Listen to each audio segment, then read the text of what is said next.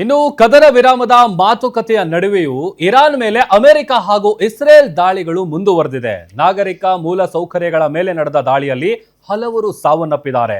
ಜೊತೆಗೆ ಶರೀಫ್ ತಂತ್ರಜ್ಞಾನ ವಿಶ್ವವಿದ್ಯಾಲಯ ಹಾಗೂ ಅದರ ಸುತ್ತಲಿನ ಪ್ರದೇಶದ ಮೇಲೆ ನಡೆಸಿದ ದಾಳಿಯ ಪರಿಣಾಮವಾಗಿ ನೈಸರ್ಗಿಕ ಅನಿಲ ಮೂಲ ಸೌಕರ್ಯಕ್ಕೆ ಹಾನಿಯಾಗಿದೆ. ಈ ದಾಳಿಗೆ ಅಮೆರಿಕ ಕಾಂಗ್ರೆಸ್ ಖಂಡನೆ ವ್ಯಕ್ತಪಡಿಸಿದೆ.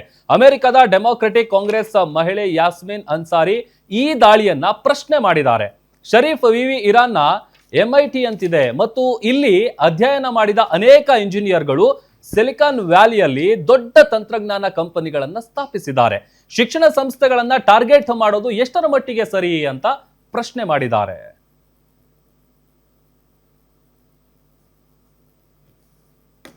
ಮೇಡಮ್, ಈಗ ಸ್ವತಃ ಅಮೆರಿಕದಲ್ಲಿ ಟ್ರಂಪ್ ಅವರ ಈ ಹುಚ್ಚಾಟಕ್ಕೆ ಅವ್ರ ದೇಶದವರನ್ನೇ ವಿರೋಧ ಮಾಡ್ತಾ ಇರೋದು. ಈಗ ಇವರು ಕೂಡ ಯುದ್ಧಕ್ಕೆ ಸಾಥ್ ಕೊಟ್ಟಂಗಾಗಲ್ಲ. ಇವತ್ತು ರಿಪಬ್ಲಿಕನ್ಸ್ ಇರ್ಬೋದು, ನಾಳೆ ಡೆಮೊಕ್ರಾಟ್ಸ್ ಬರ್ಬೋದು, ಯಾರು ಬೇಕಾದ್ರೂ ಬರ್ಬೋದು. ಬಟ್ ಯುದ್ಧಕ್ಕೆ ತಗಲುವಂತಹ ವೆಚ್ಚವನ್ನ ಅಲ್ಲಿನ ಅಮೆರಿಕ ದೇಶದ ಬಜೆಟ್ ಅಂದ್ರೆ ಜನರ ಹಣದಲ್ಲೇ ವ್ಯಯಿಸಬೇಕಲ್ಲ. ಜನರಿಗೇನು ಹುಚ್ಚ? ಅಲ್ಲಿ ನಮ್ಮದಲ್ಲದ ಒಂದು ಹೋರಾಟ, ಇಸ್ರೇಲ್ ನ ಹೋರಾಟ. ಇವತ್ತು ಮಾತುಕತೆ ಆಗ್ಬೇಕಂದ್ರೆ ಇಸ್ರೇಲ್ ಒಪ್ಕೊಳ್ಳುತ್ತೆ ಅಂತ ಅನ್ಕೊಂಡಿದ್ದೀರಾ ನೀವು? ಇಸ್ರೇಲ್ ಒಪ್ಕೊಳ್ಳಕ್ಕೆ ಸಾಧ್ಯನೇ ಇಲ್ಲ. ಒಂದು ವೇಳೆ ಕದನ ವಿರಾಮ ಆದರೆ ನೆತನ್ಯಾಹು ಯಾರಿದ್ದಾರೆ, ಇಸ್ರೇಲ್ ನ ನೆತನ್ಯಾಹು ಮೇಲೆ ಬಹಳಷ್ಟು ಕರಪ್ಷನ್, ಸೀರಿಯಸ್ ಕರಪ್ಷನ್ ಚಾರ್ಜಸ್ ಇದೆ.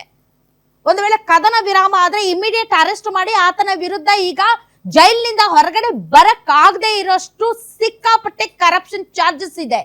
ನೆತನ್ಯಾಹು ಸುಸೈಡ್ ಮಾಡ್ಕೊಳ್ತಾನ ಒಪ್ಕೊಂಡು ಕದನ ವಿರಾಮಕ್ಕೆ? ಯಾವ ನೇತನ್ಯಾಹು ಅದನ್ನ ಎಪ್ಸ್ಟೈನ್ ಫೈಲ್ಸ್ ಇಟ್ಕೊಂಡು ಅಮೆರಿಕದ ಅಧ್ಯಕ್ಷನನ್ನ ಕಿರುಬೆರಳಲ್ಲಿ ಆಟ ಆಡಿಸ್ತಾ ಇದ್ದಾನೆ ಅಂತ ಹೇಳ್ತಾ ಇದ್ದಾರೆ. ಸೊ ಆತ ಮಾತುಕತೆಗೆ, ಶಾಂತಿಗೆ, ಕದನ ವಿರಾಮಕ್ಕೆ ಒಪ್ಕೊಳ್ತಾನ? ಅಲ್ಲಿ ಕದನ ವಿರಾಮ, ಇಲ್ಲಿ ಇಮಿಡಿಯೇಟ್ ನೇತನ್ಯಾಹು ಅರೆಸ್ಟ್, ಆಮೇಲೆ ಜೈಲಿಂದ ಬರಕ್ಕೂ ಆತನಿಗಾಗೋದಿಲ್ಲ. ಒಂದ್ ಕಡೆ ಅಮೆರಿಕಾದಲ್ಲಿ ಈಗಾಗಲೇ ಡೊನಾಲ್ಡ್ ಟ್ರಂಪ್ ಪಾಪ್ಯುಲಾರಿಟಿ ನೆಲಕ್ಕೆ ಪಾತಾಳಕ್ಕೆ ಹೋಗಿದೆ. ದೇಹದಲ್ಲಿ ಬ್ಯಾಡ್ ಕೊಲೆಸ್ಟ್ರಾಲ್ ಜಾಸ್ತಿ ಆದಾಗ ಹಾರ್ಟ್ ಅಟ್ಯಾಕ್ ಆಗೋ ಚಾನ್ಸಸ್ ಜಾಸ್ತಿ. ಇತ್ತೀಚೆಗಂತೂ ಸಿಕ್ಕಾಪಟ್ಟೆ ನ್ಯೂಸ್ನ ಕೇಳ್ತಾನೆ ಇದ್ದೀವಿ.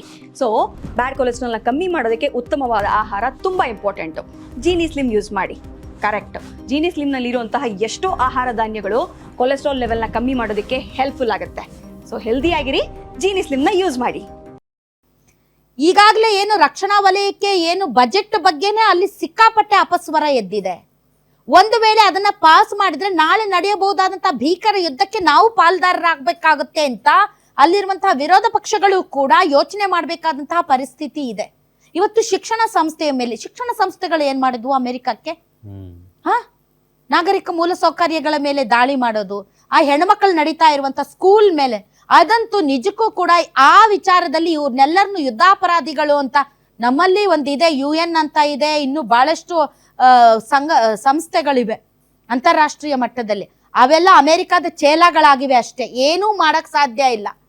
ಅದೇ ಏನಾದ್ರೂ ಸೂಪರ್ ಪವರ್ ನೇಷನ್ಸ್ ಬಿಟ್ಟು ಬೇರೆ ನೇಷನ್ಸ್ ಏನಾದ್ರೂ ಒಂದು ಸಣ್ಣ ಎಡವಟ್ಟು ಮಾಡಿ ಬಂದ್ಬಿಡ್ತವೆ, ಹುಯಿ ಅಂತ, ನಾವಿದೀವಿ, ನಾವು ವಿಶ್ವಸಂಸ್ಥೆ, ನಮ್ದಿದು ಅಂತ.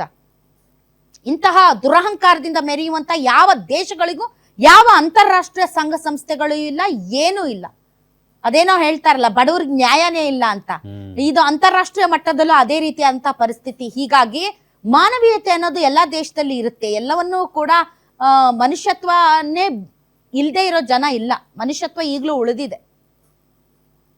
ಹೆಣ್ಮಕ್ಳು ಹೋಗ್ತಾ ಇರುವಂತ ಒಂದು ಸ್ಕೂಲ್ ಮೇಲೆ ದಾಳಿ ಮಾಡ್ಬಿಟ್ಟು ಅಷ್ಟೊಂದು ಹೆಣ್ಮಕ್ಳನ್ನ ಸಾಮೂಹಿಕವಾಗಿ ಹತ್ಯೆ ಮಾಡಿದ್ರಲ್ಲ ಇವರು ಅಮೆರಿಕದವರು.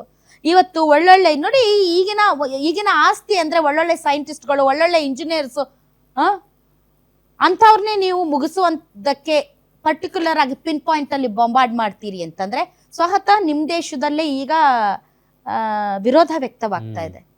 ಆದ್ರೂ ಕೂಡ ಅದೇನೋ ಮಂಗನ್ ಕೈಯಲ್ಲಿ ಮಾಣಿಕ್ಯ ಕೊಟ್ಟಂಗ ಆಗ್ಬಿಟ್ಟಿದೆ ಅಮೆರಿಕ ಜನರಿಗೆ. ಏನ್ ಹೇಳಿ, ಅದಕ್ಕೆ ಮಾಣಿಕ್ಯ ಅಂತ ಗೊತ್ತಿಲ್ಲ, ಅದು ಕ್ರಿಕೆಟ್ ಬಾಲ್ ಅಂತ ತಿಳ್ಕೊಂಡು ಪಾಪ ಗೋಡೆಗೆ ಎಸಿತೈತೆ. ಅದು ಹಂಗಾಗಿತ್ತು ಇದು ಅಮೆರಿಕದ ಅಧ್ಯಕ್ಷ ಟ್ರಂಪ್ನ ವಿಚಾರದಲ್ಲಿ. ಸೊ ಹೀಗಾಗಿ ಈ ಒಂದು ಸಂದರ್ಭದಲ್ಲಿ ನಾವು ರಣಭೀಕರ ಯುದ್ಧವನ್ನು ನಿರೀಕ್ಷೆ ಮಾಡಬಹುದು. ಯುದ್ಧ ಎಲ್ಲಿಗೆ ಹೋಗಿ ನಿಲ್ಲುತ್ತೆ? ಇರಾನ್ ಇದಕ್ಕೆ ಏನಾದ್ರೂ ಪ್ರತಿಕ್ರಿಯೆ ಕೊಡೋಕ್ ಹೋಗಿ ಅಡ್ಡಾದಿಡ್ಡಿ ಬಾಂಬಿಂಗ್ ಮಾಡಿ ಇಡೀ ಮಧ್ಯಪ್ರಾಚ್ಯವನ್ನೇ ನಿರ್ನಾಮ ಮಾಡ್ಬಿಡುತ್ತಾ ಇರಾನು. ನಮ್ಮನ್ನಂತೂ ಮುಗಿಸ್ಬಿಟ್ರೆ ನಾವ್ ಎಲ್ಲಾರನ್ನೂ ಎಲ್ಲಾರನ್ನೂ ತಗೊಂಡೇ ಸಾಯ್ತೀವಿ ಅಂತ ನಿಂತು ಬಿಟ್ರೆ ಏನ್ ಮಾಡ್ತೀರಿ? ಎಲ್ಲೆಲ್ಲಿ ಏನೇನ್ ಸರ್ವನಾಶ ಆಗುತ್ತೆ ಅಂತ. ಇನ್ನು 50% ಮಿಸೈಲ್ಸ್ ಇದಾವೆ ಇರಾನ್ ಬಳಿ ಅಂತ ಹೇಳ್ತಾ ಇದ್ದಾರೆ. ಅವು ಎಲ್ಲೆಲ್ಲಿ ಅಡ್ಡಾದಿಡ್ಡಿ ಯಾರ್ಯಾರ ಮೇಲೆ ಒಗದು ಮಧ್ಯಪ್ರಾಚ್ಯದ ಮೇಲೆ ಏನ್ ಪರಿಣಾಮ, ಭಾರತದ ಮೇಲೆ ಏನ್ ಪರಿಣಾಮ, ಇಡೀ ಪ್ರಪಂಚದ ಮೇಲೆ ಏನ್ ಪರಿಣಾಮ, ತಮ್ಗೆ ಹೆಂಗ ಬೇಕೋ ಹಂಗೆ ಮಾರ್ಕೆಟ್ ಅನ್ನ ಇದ್ದಕ್ಕಿದ್ದಂಗೆ ಬೂಮ್ ಮಾಡೋದು, ಇದ್ದಕ್ಕಿದ್ದಂತೆ ಪಾತಾಳಕ್ಕೆ ಇಳಿಸೋದು. ತಮಗೆ ಕದನ ವಿರಾಮ ಅನ್ನೋದು, ಮಾರ್ಕೆಟ್ ಪಾಪ ಚೇತರಿಸ್ಕೊಳ್ಳುತ್ತೆ, ಅಯ್ಯೋ ಎಲ್ಲ ಮುಗಿತಪ್ಪ ಅಂತ. ಇಲ್ಲ ಯುದ್ಧ ಅನ್ನೋದು, ಹಿಂಗೆ ತಮ್ಗೆ ಹೆಂಗ ಬೇಕೋ ಹಂಗೆ ಲಾಬಿ ಮಾಡ್ಕೊಂಡು ಇಡೀ ಪ್ರಪಂಚವನ್ನೇ ಒಂಥರ ಹುಚ್ಚರ ಕೈಯಲ್ಲಿ ಕೊಟ್ಟಂಗಾಗಿದೆ ನೋಡಿ. Exactly madam.